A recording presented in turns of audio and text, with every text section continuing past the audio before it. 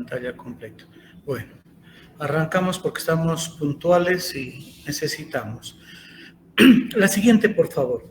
Bueno, hemos visto un poco la parte clínica, la presentación de un enfermo renal, las características clínicas que tenemos que encontrar en nuestros pacientes y la repercusión de órganos y sistemas frente a la posibilidad de una enfermedad renal.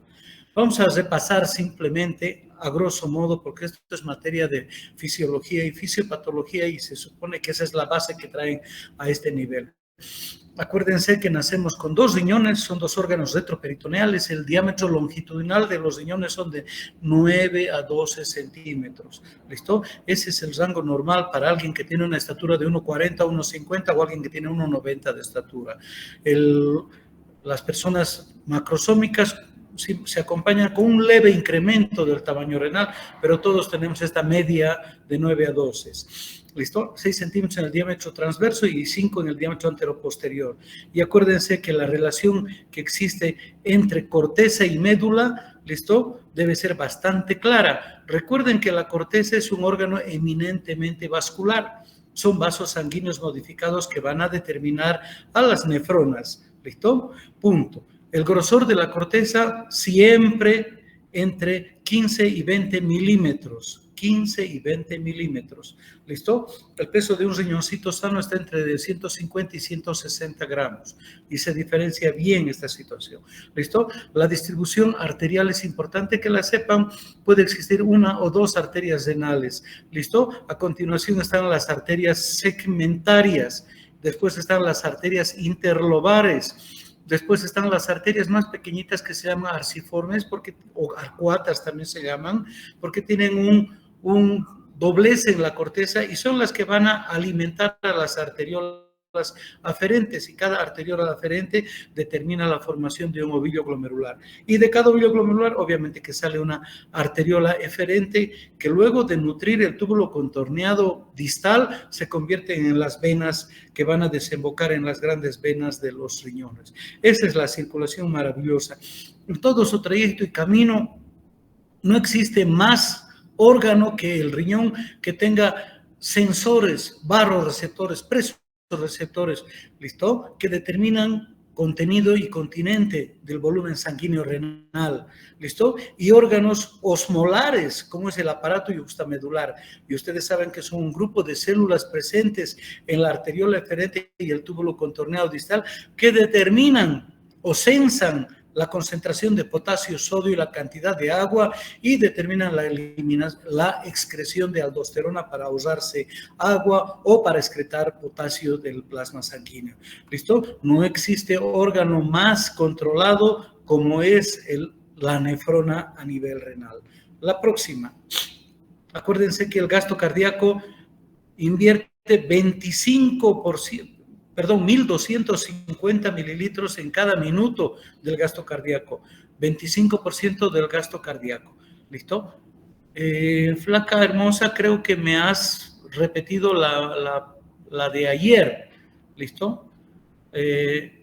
¿Puedes abrir la que te he pasado hoy día? Porque les he agregado algunas cositas. Este es el archivo que te pasé ayer. El archivo de hoy, ábrelo, por favor. Estoy bien, doctor. Mil disculpas enseguida. Dale, y pasamos al 15. ¿Listo? Acuérdense entonces que la vascularización del riñón en gramos es mucho más que el cerebro inclusive. No existe órgano más vascularizado que los riñones. ¿Listo? Entonces, 25% del gasto cardíaco cada minuto.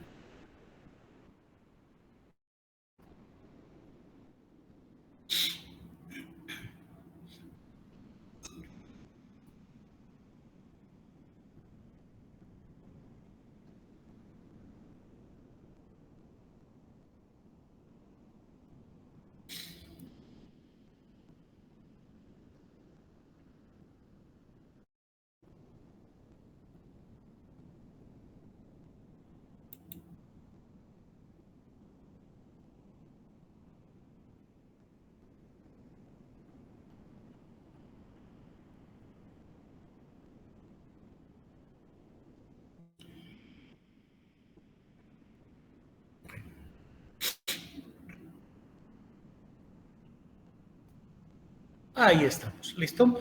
Entonces, bueno, acuérdense que en el nacimiento todos nacemos con una cantidad de 1.5 a 2 millones de nefronas y perdemos casi un 30% con el crecimiento y desarrollo.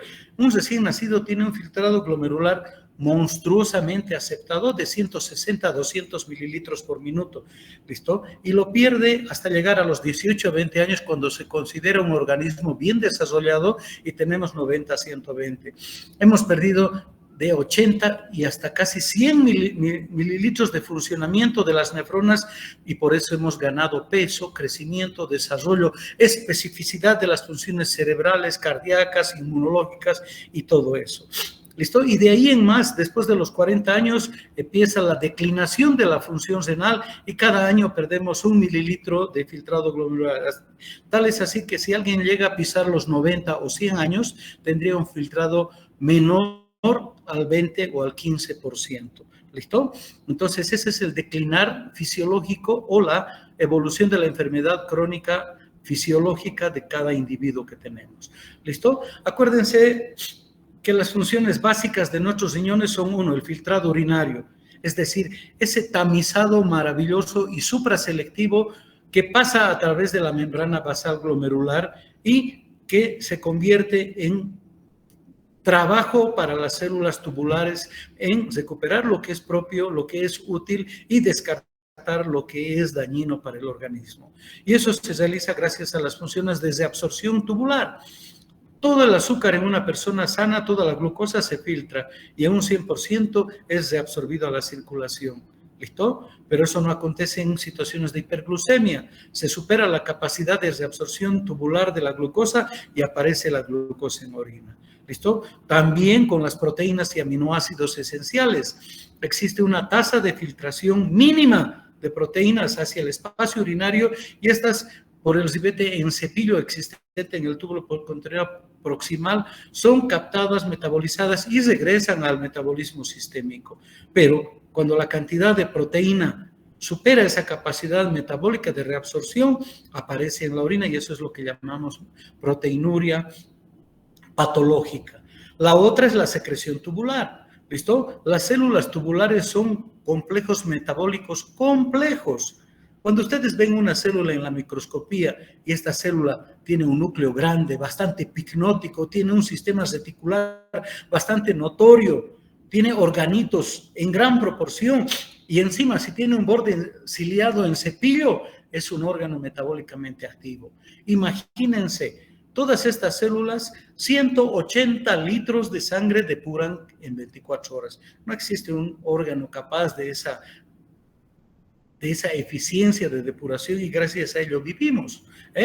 ¿Listo? Entonces, las funciones de filtrado, reabsorción, secreción tubular son funciones físicas y con gasto energético alto. Y luego está la función metabólica y secreción endocrina.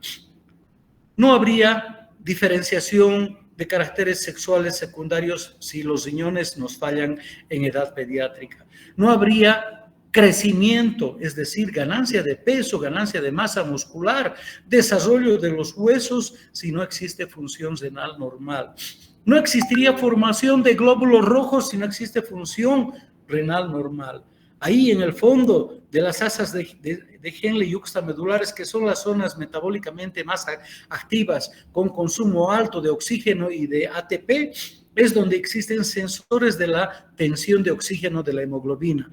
Un cambio, imagínense, en 0,03% de saturación de la hemoglobina produce la liberación de la eritropoyetina. Y la eritropoyetina es el principal madurador de los glóbulos rojos a nivel de la médula ósea, ¿no? Entonces, si no existe función renal conservada, vamos a sufrir de anemia. ¿Estamos? Las hormonas sexuales necesitan un paso renal para tener su actividad. Por tanto, si la enfermedad renal acontece antes de la pubertad, pues crudamente ni el varón ni la mujer adquieren los caracteres sexuales secundarios, no existe menarca y menos fertilidad. ¿Listo? La hormona del crecimiento, fundamental. La hormona del crecimiento tiene varias formas y acciones con sus metabolitos, acciones residuales, y todas esas gracias a la acción metabólica del riñón, ¿sí? Entonces, si no existe riñón, pues el crecimiento está afectado. Y casi todas las hormonas que regulan el compartimiento intravascular, como son la aldosterona, la adrenalina, la noradrenalina, ¿listo?, son metabolizadas a nivel renal. ¿Qué significa en ausencia de los riñones? Pues estos metabolitos pueden tener una acción residual y tener un efecto desagradable en el individuo. ¿Listo? Entonces, y al final se produce el desecho de los productos que no nos son útiles, y eso es lo que se llama orina. ¿Listo? La próxima, por favor. Acuérdense que entre sus funciones está el órgano blanco de la regulación del contenido líquido y de electrolitos, es el riñón. En el cerebro, en el nivel del cuarto ventrículo, tenemos receptores osmolares, receptores de tensión, varoreceptores, presoreceptores que controlan el contenido, el continente y la composición del volumen sanguíneo. ¿Y cuál es el órgano blanco inmediato en minutos? Es el riñón. Entonces, si el riñón falla a su función, pues toda la integración neuroendocrina y hormonal sucumbe. Y tenemos alteraciones de electrolitos, alteraciones del volumen de agua, alteraciones de la osmolaridad que van a llevar a la muerte del paciente, ¿sí? Por tanto, la integridad de la hemostasia neuroendocrina y renal depende de la integridad de la función de nuestros riñones. Además, cumple funciones metabólicas. La gluconeogénesis. Cuando ustedes están en ayuno y no están consumiendo alimentos, pues no hay aporte de hidratos de carbono en la dieta, y gracias al metabolismo hepático y renal, y sobre todo renal, listo, a través del metabolismo de grasas, hidratos de carbono y aminoácidos, elaboramos glucosa para no sucumbir en la hipoglucemia. ¿Listo? Ya les he mencionado la activación de hormonas, degradación de proteínas y sobre todo actualmente la presencia de fármacos. Todos los fármacos son metabolizados en el hígado y son excretados por la vía renal. Por tanto, debemos conocer esas drogas y saber las dosis que son tóxicas por acumulación dependiente de la disfunción renal.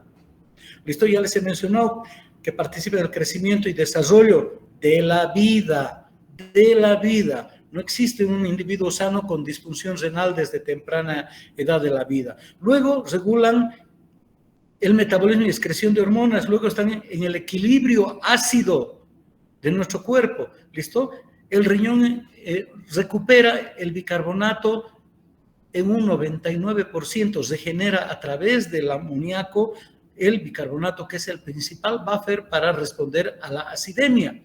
Cuando se agota el riñón, pues aparece un trastorno que se llama acidosis metabólica. Y la acidosis metabólica es la muerte lenta del individuo. Todos los procesos metabólicos, la vida y la comunicación celular van a sucumbir. ¿Listo? Tenemos un rango de seguridad. Normalmente el bicarbonato entre 24 y 28, pero con la insuficiencia renal puede llegar a 0 o a 1.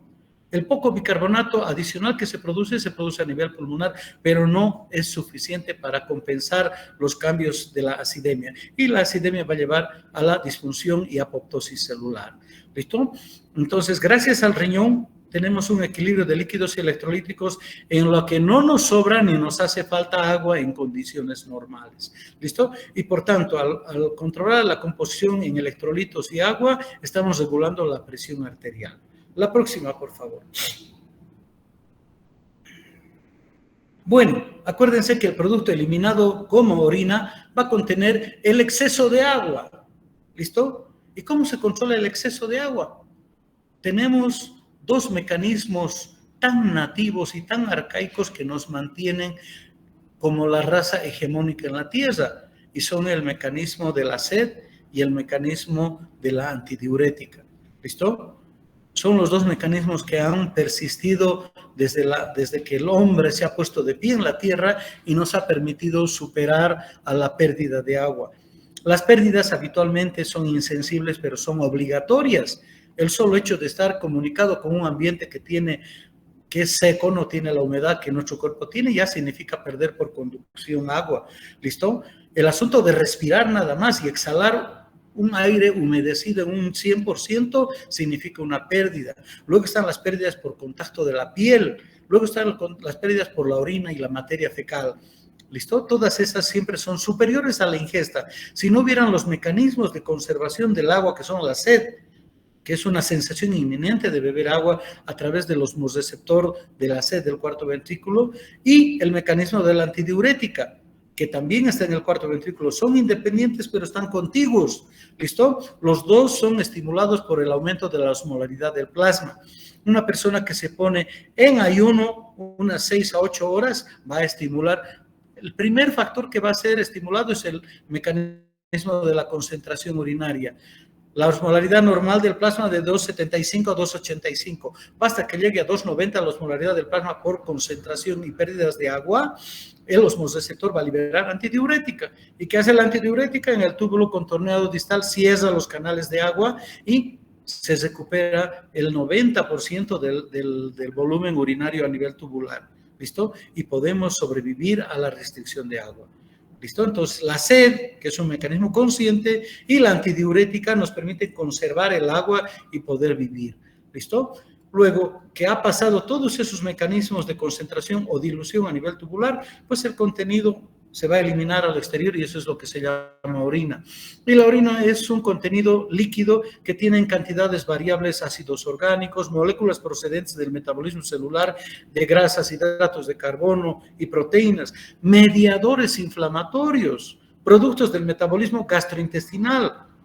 En nuestro tubo digestivo tenemos una industria metabólica que es necesaria para vivir y que son nada más que nuestros inquilinos, el billón o más de bacterias que alojamos en el tubo digestivo y que son imprescindibles, la famosa microbiota intestinal. Pero ¿dónde van los desechos de estas bacterias?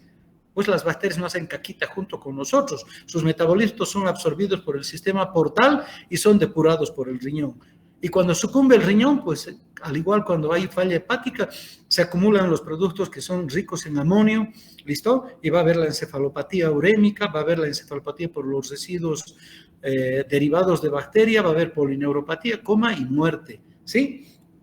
Bueno, y diversos grados de electrolitos residuales de sodio, potasio, calcio, fósforo, amonio y otros. Esa es la orina, producto final del metabolismo y función renal. La próxima, por favor.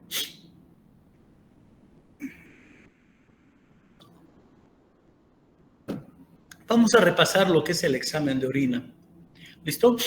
El examen de orina para nosotros los nefrólogos, pues, es como tener nuestra cartilla de referencia para valorar la función renal. Pero, sin embargo, en las guardias o en las emergencias o en cualquier consulta que no sea nefrológica, solo sirve para saber si tiene infección de orina y nada más. El examen de orina es el resultado de esta maravillosa función que tienen los riñones de depurar nuestro organismo continuamente, días feriados, paro, huelga, bloqueo, e independientemente del gobierno que nos comanda o nos destruya, ¿sí? Entonces, necesitamos valorar la orina en sus condiciones normales para reconocer las alteraciones que pueden existir. ¿Listo? Tenemos que homogeneizar la muestra de orina. ¿Listo? Entonces debe haber condiciones para una buena orina y su procesamiento inmediato. La primera orina de la mañana es la que nos sirve para el estudio del examen de orina. ¿Listo? Habitualmente se pide, entre comillas, ayuno, pero no necesitamos ayuno. Necesitamos levantarnos de la cama y tener un frasco limpio para el examen de orina o un frasco estéril en el caso de requerir un urocultivo. Y se toma para el varón. Olvídense de esas anécdotas históricas de higiene o ducha previo a la toma de un examen de orina o urocultivo. En primer lugar, le doy un premio a la persona que se ha duchado y no ha perdido la orina. El mínimo contacto de cambio de temperatura genera el reflejo de la micción y se pierde la primera orina. Así que no existe higiene, no existe nada. A veces el mínimo contacto con una solución más tibia induce la micción y hemos perdido. Por tanto, al varón se le exige simplemente reducir el prepucio, si existe algo de humedad, usar una toallita higiénica seca y nada más. ¿Listo? A la mujer se le pide, ¿listo? Entreabrir el introito vaginal, usar una toallita húmeda, las que usamos para los niños, para la higiene íntima, con una toallita y simplemente un secado. Nada de frotar, nada de restregar, secar simplemente. Pero si ambas personas están en ausencia de humedad a nivel del introito vaginal y a nivel del meato uretral del hombre, no se hace nada. Se agarra el frasco, la próxima por favor, se agarra el frasco colector, ¿listo? Y se emite el chorro medio. Chorro medio es que el primer chorro va a arrastrar las bacterias que han proliferado en la uretra terminal en el varón y también en la uretra terminal de la mujer. La mujer habitualmente tiene mayor carga de bacterias en la uretra terminal por la vecindad del ano. En el varón, la carga bacteriana es menor. Por tanto, el primer chorro es un lavado mecánico de la uretra y entonces recién colocamos el frasco para tomar la muestra. La orina recién emitida va a ser de este aspecto, color amarillento, ámbar, ¿listo? Translúcido, translúcido, ¿qué significa? Si ponemos letritas a la espalda, podemos leerlas, ¿listo? Translúcido y transparente, es decir, permite pasar la luz, ¿listo? Frente a la presencia de turbidez, frente a la presencia de que no se pueda ni ver nada al otro lado, ya estamos presentes frente a una orina patológica. El olor. La orina sana recién emitida no tiene olor. Ahora sí, si la orina recién emitida presenta olor, es un dato indiscutible de que existe proliferación bacteriana. El olor más desagradable es del próteos. Habitualmente las bacterias provienen del tubo digestivo terminal, del ciego, del ano y del colon, y son propios del coliformes. Los coliformes van a dar un olor a materia fecal. El próteos nos da un olor bastante característico. ¿Listo? Y vamos a llevarlo al laboratorio. Esta muestra emitida de chorro medio debe procesarse antes de las 2 horas. El primer examen que hacen en el laboratorio es el examen de la tira reactiva. La tira reactiva existe en varias marcas, existen varias detecciones, pero las detecciones estándar, que son tiras con sensibilidad química a la presencia de glucosa, al pH urinario, a la hemoglobina, a la presencia de proteínas, a la cetonuria, a las bilirrubinas, la densidad urinaria y la presencia de nitritos. Son los únicos que nos importa y vamos a ver de qué se trata. Y luego de este examen de la tira reactiva, se toma una muestra en un tubo cónico de 10 mililitros y se centrifuga a 2000 revoluciones por minuto. Se decanta a 9,5 ml y de la gotita que ha quedado en el tubo cónico se homogeneiza la muestra y se hace un extendido en el portaobjetos y le ponemos una plaquita de cubeobjetos y nos vamos al microscopio para reconocer elementos formes que van a ser leucocitos, eritrocitos, células epiteliales, cilindros, cristales, bacterias. Podemos encontrar parásitos, hongos y espermatozoides en el caso de hombre o mujer. ¿Listo? La próxima, por favor. Las características, entre comillas, normales. Les he puesto esa orina turbia, con seguridad esa orina es fétida. Eso traduce piuria, prácticamente un dato irrefutable de la presencia de una infección bacteriana en la orina. La densidad de orina, ¿listo? La densidad de orina nada más es la relación de agua y solutos. La densidad de orina habitualmente está por encima de 1015 a 1035, ¿listo? La concentración máxima de 1035 nos va a hablar de una marcada actividad de la antidiurética. Va a aparecer en personas que acostumbran a tomar muy poco líquido en el día. Pero piensen, la primera orina de la mañana la hemos estandarizado porque todos tienen ayuno de las horas durante el sueño. Quien más, quien menos va a dormir 5 a 8 horas y durante ese tiempo nadie está conectado a un suero ni toma agua. Por tanto, todos estamos sometidos a un ayuno de más de 5 horas. Y en ese tiempo, para evitar la deshidratación, pues vamos a tener la acción de la antidiurética. Una acción máxima de 1035 dirá que ese hombre estaba deshidratado en el momento que se iba a acostar. Con una densidad de 1010, esto sí es un dato negativo muy importante, traduce la ausencia de antidiurética. Y si traduce la ausencia de antidiurética, vamos a estar frente a la diabetes insípida, que tiene 2 formas, una central a nivel cerebral, ausencia de liberación de antidiurética, y 2, la la renal, en la que los receptores han sido dañados, en las acoaporinas no responden a esta, sobre todo en la uropatía obstructiva. ¿Listo? Entonces, la densidad urinaria nos informa del grado de hidratación basal que tiene esta persona antes de acostarse. El pH de la orina es la proporción de ácidos orgánicos y o no presencia de bicarbonato en la orina, ¿sí? Entonces, el pH urinario habitualmente por las horas de ayuno que conlleva es ácido, ¿sí?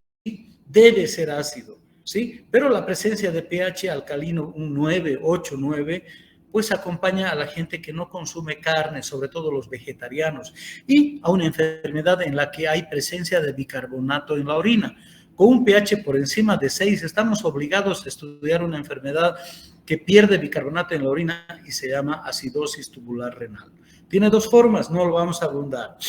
La otra, glucosuria, ¿no? Acuérdense que el nivel de glucosa de una persona sana es hasta 110 miligramos por decilitro. Cuando la glucosa está por encima de 120, el TM de reabsorción a nivel tubular es 118. ¿Sí? ¿Ya? Y entonces cuando el azúcar está por encima de ese valor, pues aparece en la orina porque no ha sido recaptada por las células tubulares. Y va a aparecer glucosuria en distintos grados. ¿Listo? La hemoglobinuria. La vida media de un glóbulo rojo son 120 días. ¿Listo? Y todos envejecen y tienen que ser destruidos. El grupo M de la hemoglobina regresa a la médula ósea para generar más hemoglobina y la globina y los productos finales de la hemoglobina tienen que ser eliminados por la orina. Les quiero decir que el nivel de excreción de la porción globina de la hemoglobina tiene un margen muy estrecho y puede precipitarse y dar inclusive cálculos. ¿Listo? Requiere una abundante hidratación. Entonces, en situaciones donde ha habido hemólisis, por ejemplo, o rabdomiólisis o destrucción de masa muscular, pues esta se puede precipitar y generar un bloqueo tubular agudo. ¿Listo? La presencia de muchas cruces de hemoglobina se debe corregir con una hidratación abundante, uso de diuréticos y tratar la causa de hemólisis o rabdomiólisis concurrente. Las proteínas, ¿listo? Ustedes han debido ver en bioquímica la inmunoelectroforesis de proteínas, ¿listo? La proteína más abundante del cuerpo es la albúmina, pero también es la molécula más chiquitita. El peso molecular de la albúmina son 50.000 kilodaltos y las moléculas más grandes son la IgM, el fibrinógeno, que están por encima de los 500.000 kilodaltons. ¿Listo? Imagínense esa proporción, 500 a 1. ¿Listo? Entonces, la principal proteína que se pierde frente a alteraciones de la permeabilidad del ovillo glomerular es la albúmina. El síndrome nefrótico puro, cuando avanza en glomerulopatías, es solo pérdida de proteínas, por tanto, el daño es mínimo. Y por eso también llamamos a la enfermedad inicial de la pediatría enfermedad de cambios mínimos. Un mínimo aumento de la permeabilidad va a permitir la salida de albúmina hacia la orina. Pero cuando aparecen IgA, IgG, IgM, fibrinógeno en la orina, estamos hablando de verdaderos daños y agujeros enormes en la membrana basal glomerular. Y eso acontece en la glomerulopatía membranosa, en la rápidamente progresiva, y traduce un daño severo de la membrana basal glomerular, y son las glomerulopatías más temidas que terminan en enfermedad renal crónica terminal. La cetonuria no es nada más que la respuesta al ayuno de todos los humanos. ¿Listo? Durante el sueño hemos tenido un ayuno de 6 a 8 horas y podemos tener cetonuria, pero una cruz. Pero la cetonuria de 3 cruces o niveles altos traduce el metabolismo anaerobio en la diabetes mellitus, sobre todo en la tipo 1. Al no haber insulina para cargar de azúcar, de glucosa, perdón, a las células antes de morir entran en un metabolismo de gluconeogénesis, fundamentalmente a nivel de los ácidos grasos, ¿listo? Y el resultado de la gluconeogénesis es los cuerpos cetónicos, el alfa-hidroxibutírico, y hay unos 7 ácidos que no me vienen a la memoria hoy, que van a aparecer en la memoria y hablan de mal pronóstico en la diabetes tipo 1. La bilisubinuria, normalmente, la destrucción de los pigmentos biliares y todo, ¿listo? Se acompaña de eliminación de los restos de bilirrubina, sobre todo bilirrubina directa, ¿listo? Que ha sido ya metabolizada, ¿listo? Su acumulación en la sangre da ictericia y por tanto la orina va a tener ese tinte ictérico. Bueno, la presencia de nitritos. Los nitritos son resultado del metabolismo bacteriano. Las bacterias desdoblan el amoníaco en nitrato y amoníaco. Listo. Para que haya ese paso de nitritos a nitrato y amoníaco, tiene que haber un tiempo. ¿Listo? El mejor ejemplo que les doy siempre y queda muy bien es, por ejemplo, ustedes en la mañana salen a las 7 de la mañana. Digo, antes los estudiantes de medicina salían a las 7 de la mañana a sus clases de medicina interna. Esta clase era a las 7 infames y ahora estamos acá a través de una pantalla muy irresponsablemente. Se salía a las 6 de la mañana de la casa, ¿listo? Así que hacíamos pis en la casa y a veces nos olvidamos apretar el botón de soltar el agua. Regresábamos a las 12 a casa y ¿qué olorcito acompaña al baño? ¡Puf! ¿No? Parece una chichería. Entonces, ahí las bacterias que hemos eliminado y las bacterias presentes ahí en el agua han desdoblado el amonio y la urea presente en la orina y lo han vuelto en amoníaco. Y el amoníaco es volátil y genera ese olor que les sopapea la nariz, las orejas y la irresponsabilidad de no haber soltado el agua. Y eso es lo que pasa en la vejiga. Cuando la vejiga tiene un trastorno de vaciamiento vesical, ya sea por una enfermedad neurológica, por un trastorno inherente a la diabetes mellitus o por una uropatía obstructiva, listo, las bacterias viven, están ahí vacacionando en el residuo postmiccional y generan el desdoblamiento del amonio y la urea generando nitritos. Por tanto, a los nitritos positivos es infección. Claro que es infección, pero nos olvidamos el problema de fondo que es el trastorno de vaciamiento vesical que existe en esa persona. Antes que darle tratamiento, futuros médicos, háganle una ecografía y valoren el residuo postmiccional que tiene este paciente. La próxima. Bueno. Ya hemos visto estas características, vamos a ver el análisis microscópico de la orina. La próxima, por favor. Bueno, la hematuria. Sin duda alguna, apenas se inventó el microscopio allá por la Edad Media, punto. En el 1570 creo que se hizo la primera ampliación de las imágenes a través de lentes. Bueno, lo primero que vieron eran nuestros elementos que componían la sangre y de todos nuestros fluidos. Ideal, ¿no? Pero ustedes como médicos no han visto ni un microscopio, ni tienen una práctica siquiera para reconocer los elementos que existen en la orina ni en la sangre. Y eso es lo que me apena. Deberían exigir completar esa capacitación científica que requiere un médico, pero no lo hacen. Están cómodos ahí atrás, cómodos. Y ahorita tiesos, tienen la garrotera, como dice el chavo, ¿no? Ni se mueven, ni respiran, ni nada. Me encantaría sentir, aunque sea el latido cardíaco de ustedes, pero no se siente nada. No sé si son vivos, si están muertos o han dejado de existir y ya están, o tal vez alguno está haciendo hasta el amor con su novia ahí. Infames. Bueno, se define hematuria cuando existen más de 5 glóbulos rojos por campo. ¿Qué es importante de saber que hay sangre en la orina? Fundamentalmente, ¿de qué origen es? La hematuria alta, que es a nivel renal, a nivel del ovillo glomerular, va a traducir glomerulopatías. Un daño a nivel de la membrana basal glomerular que va a permitir el paso de los glóbulos rojos hacia el espacio urinario. Y conforme van pasando los glóbulos rojos, espacio urinario, túbulo contorneado distal, asa de Henle. ¿Qué cosita hay en el asa de Henle? ¿En el fondo del asa de Henle? A ver quién me dice. ¿Cómo está la orina en el fondo del asa de Henle? ¿Qué les he dicho hace rato? Es el lugar de mayor trabajo metabólico, ¿no? El área de concentración urinaria. Por tanto, la orina está casi a 600 milosmoles. Hay un tantito de agua y un montón de solutos. Entonces, los globulitos llegan ahí, arrastrados por el volumen urinario, ¿y qué va a pasar? A ese medio urinario le falta agua. Entonces, ¿qué va a hacer? El agua se va a salir del glóbulo rojo hacia el espacio extraglobular. ¿Qué va a cocinar? Destrucción, deshidratación de los glóbulos rojos. Van a perder su característica bicóncava, se van a reducir y va a afectar la integridad de la membrana celular.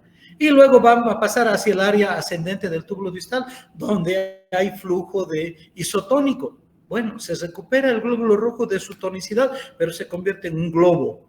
Ha perdido su capacidad bicóncava. Y cuando llega este glóbulo rojo, después de ese desmadre osmolar en el espacio urinario, en el túbulo contorneado distal, aparece con estas alteraciones que ustedes tienen en la imagen arriba. ¿Listo? Se llama anillo de sello por la característica que tiene, pero no es nada más que un hematíe dismórfico. también se los llama acantocitos. Ya no son bicóncavos, fíjense. En el sedimento de orina, acá todavía podemos, en la imagen por debajo del frasco con hematuria, podemos ver los glóbulos rojos todavía como si fueran características de un frotis de sangre periférica. ¿Listo?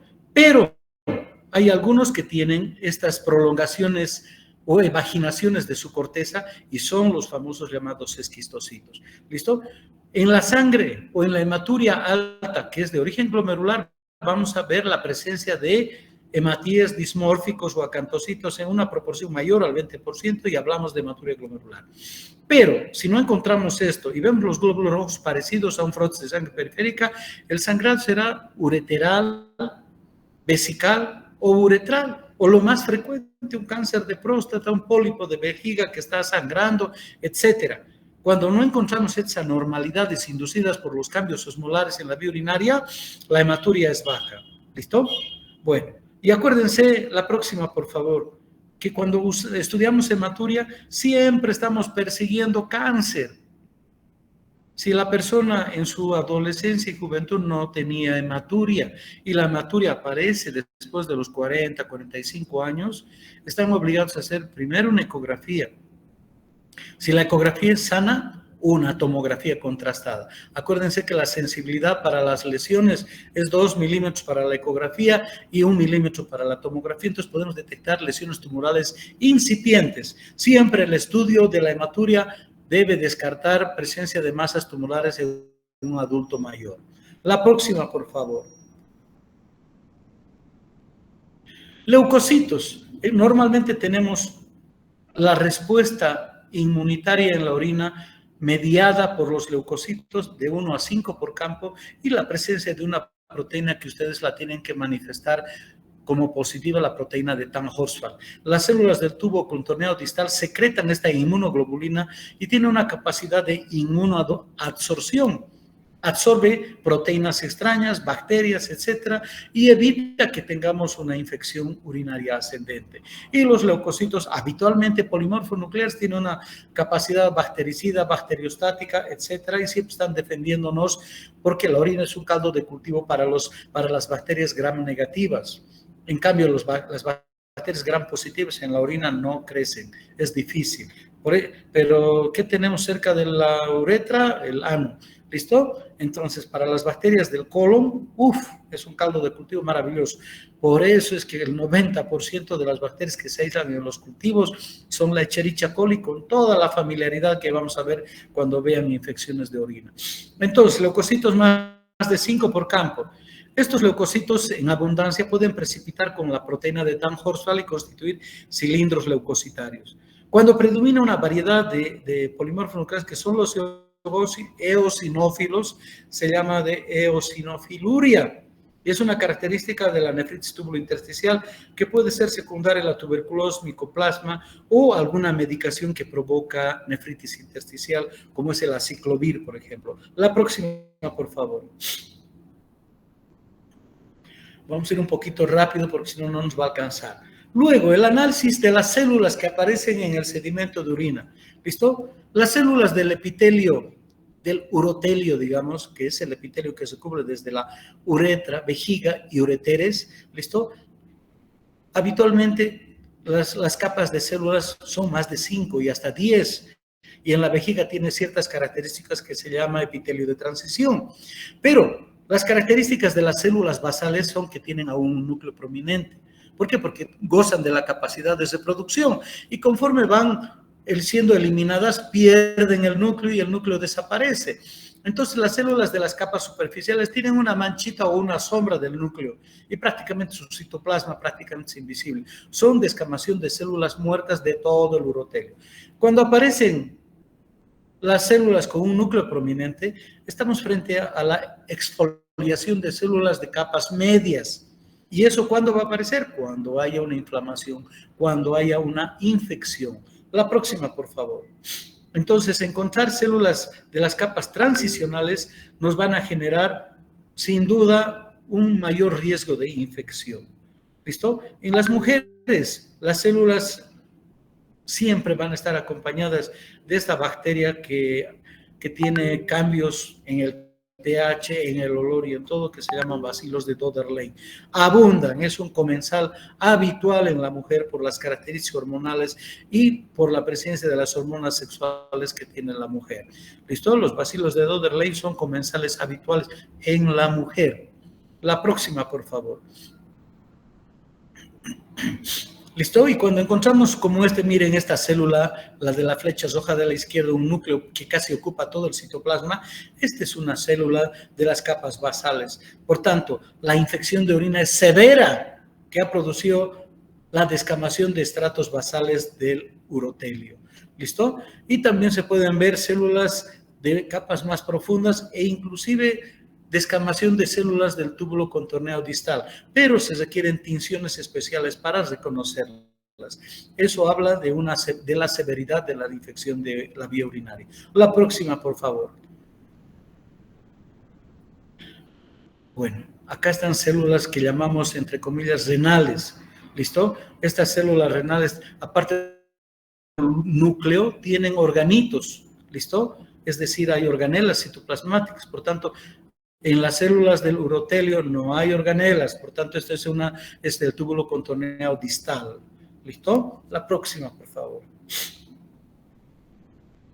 Bueno, los cilindros, ya les he dicho, la presencia de la proteína Tan-Horsfall en un estado de fiebre, deshidratación, forma cilindros. La próxima, te ruego, y esos dan los famosos cilindros hialinos. Los cilindros hialinos se ven así como sombras nada más, ¿listo? Y son bisefringentes en el examen microscópico, entonces son un hallazgo normal.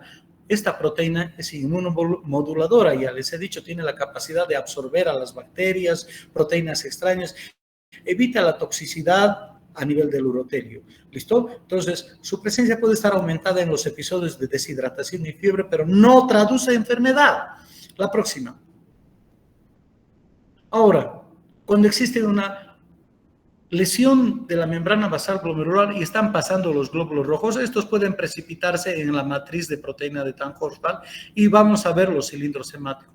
Fíjense, es un cilindro lleno de glóbulos rojos. La matriz del cilindro es la proteína de Tan-Horsfall y vemos los cilindros hemáticos. ¿Qué traduce esto? Hematuria glomerular. Por tanto, estamos frente a una glomerulonefritis aguda. La próxima. Cuando los elementos formes dentro del cilindro son los polimorfonucleares, macrófagos habitualmente, eosinófilos, basófilos, segmentados, estamos frente a un cilindro granuloso. ¿Y cuándo se van a producir los cilindros granulosos? En una infección urinaria complicada, habitualmente pielonefritis. La próxima. ¿Listo? Lo propio. Miren, los cilindros contienen polimorfonucleares y uno se da cuenta por los núcleos segmentados que tienen estos elementos. La próxima. Y cuando aparecen inclusiones de grasa, ¿listo? En el síndrome nefrótico, aparte de las proteínas, aparecen ácidos grasos. ¿Listo? ¿Por qué? Porque están incrementados en su concentración. La dislipidemia entonces da paso a grasa. ¿Listo? Y estos tienen ciertas características. En el sedimento simple se ven como elementos brillantes. Y si utilizamos microscopio de luz polarizada, los ácidos grasos dan estas estrellitas en su estructura que se llaman cruz de Malta.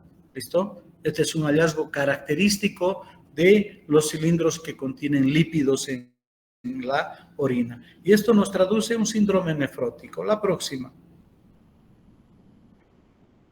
Los cilindros serios son gigantes, son grandes, ¿listo? Son 8 a 10 veces más grandes que los cilindros hialinos, ¿listo? Son grotescos y tienen muchos detritos en su interior. Los cilindros serios aparecen en la enfermedad renal terminal, cuando se ha perdido el volumen urinario y las proteínas podríamos decir, coagulan y forman moldes en los túbulos colectores, sobre todo, y aparecen en la orina. Habla de una enfermedad renal crónica terminal. La próxima.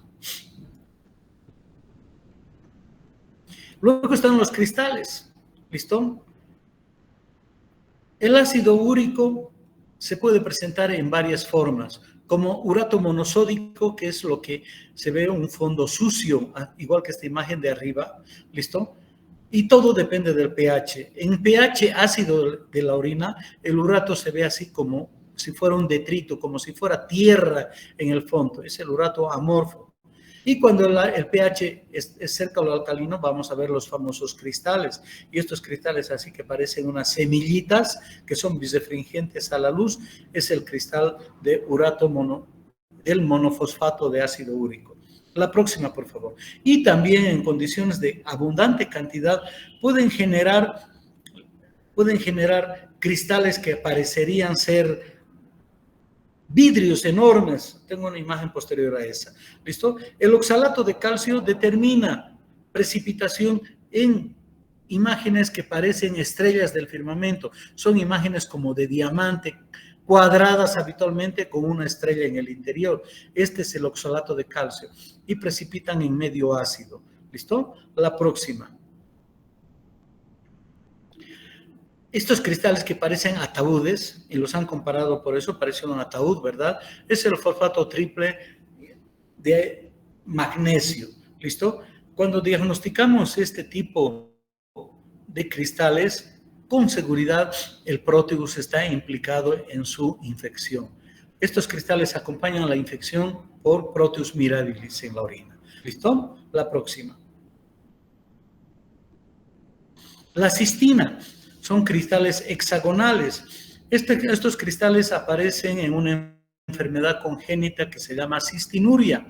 Existen comunidades en nuestro río Mamoré Alto, ¿listo? De Yuquis o Iracarés, que tienen este trastorno. ¿Y de qué se quejan esto?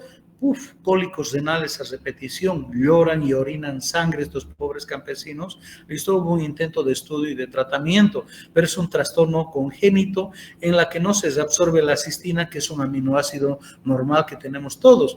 Y al ser eliminado esta cistina, ¿listo? Se precipita en la orina y genera cristales puntiagudos que dañan a las estructuras tubulares y generan su precipitación y daño. La cistinuria entonces acompaña a cristales hexagonales en la orina. La próxima. El colesterol, cuando los niveles son altos, puede aparecer como una imagen como de vidrio roto. ¿Listo? Alguna vez ustedes, ¡pum!, lo han roto un espejo y miran en el piso cómo están distribuidos los pedazos del vidrio. Igualito se ve los cristales del colesterol. ¿Listo? Imagen en vidrio roto. La próxima. Bueno, y podemos ver también tricomonas, mucho más frecuente en la mujer que en el varón. Podemos ver bacterias, podemos ver levaduras, fíjense, cadenas de levaduras, ¿listo?